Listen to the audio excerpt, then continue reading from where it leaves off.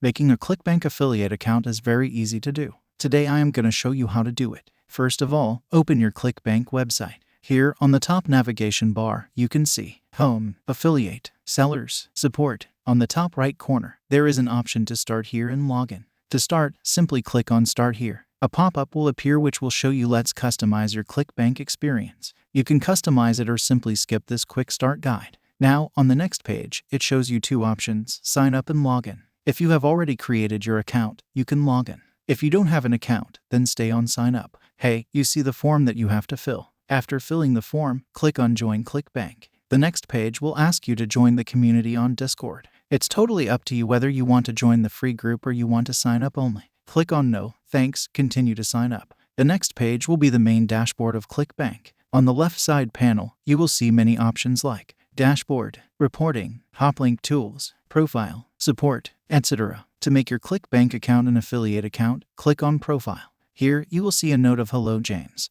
and a form will be provided to you to complete your profile. You have to provide all the details in order to make your Clickbank account an affiliate account.